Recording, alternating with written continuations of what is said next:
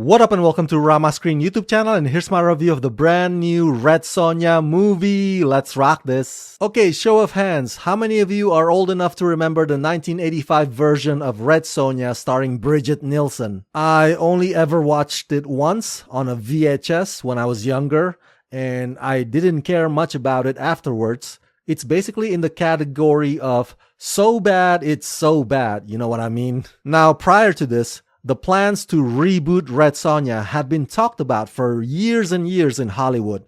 At one point, Rose McGowan and director Robert Rodriguez were attached to one of the iterations that unfortunately never happened. But now, Red Sonja reboot finally happened, and thanks to Samuel Goldwyn Films, I've already watched the entire movie, and what is my verdict? I am sad to inform you that this brand new Red Sonja is a total stinker. And I mean that in every sense of that word. It's one of those cases where I wanted it to be good. Trust me, going in, I was like, please be good. Oh, please be good. But then I watched it and oh my God, it's like it's burning my eyes. Even now, I still couldn't believe how lame it was. But I give them one credit though, for casting Matilda Lutz as Red Sonja.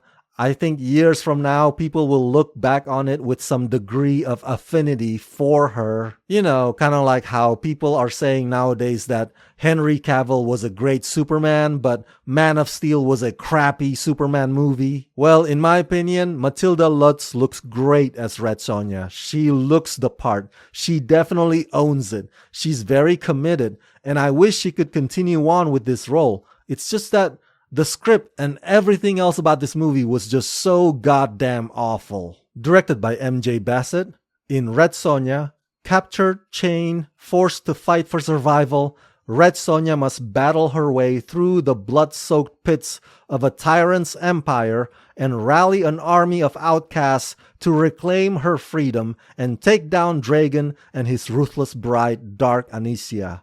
Starring Matilda Lutz, Robert Sheehan, Wallace Day, and Martin Ford. Another thing that really annoys me is that this movie markets itself as a strong R-rated flick, but the scenes often keep cutting away from many of the violent moments.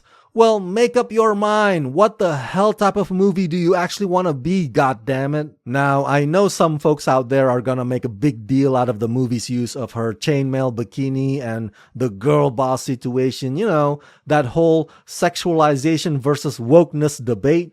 But to me, that is the least of Red Sonja's 99 problems. Visually, the movie just looks outdated or obsolete, like a straight-to-video fantasy adventure that came out in the mid-90s.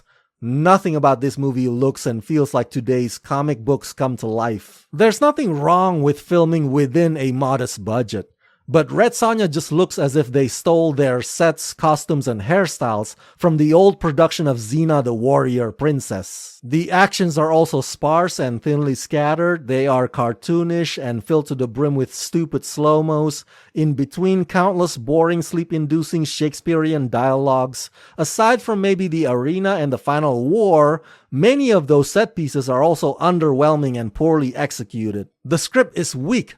The narrative felt like a series of disconnected events rather than a cohesive journey, which is why as I was watching it I thought, this probably could have worked better as some kind of a second-rate Netflix show instead of a full-blown movie, because whether or not it was deliberate on their part, there's a sort of a episodic nature about Red Sonja. I like Robert Sheehan, I'm a big fan of his, but in Red Sonja as the main villain, his character's ruthlessness gets overshadowed by his self-aggrandizement that can at times be completely off-putting. It's not necessarily the worst performance in the film.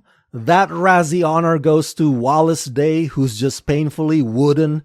But Robert Sheehan as Dragon is easily forgettable. But Red Sonja's biggest crime is that the movie is extremely dull, just absolutely tedious and dreadful, and the bloated runtime doesn't help their case either. This film is derivative, unoriginal, like a cheap copy of Gladiator. Hell, even the battle scenes are haphazard and disjointed. Red Sonja fails miserably at delivering on the promise of a compelling, ambitious scope. So yeah, overall I give Red Sonja the rating of 1 out of 5. I know movies released in August are generally terrible, kind of like the month of January. They are both dumping grounds for crapolas, but this mediocre monstrosity just takes the cake.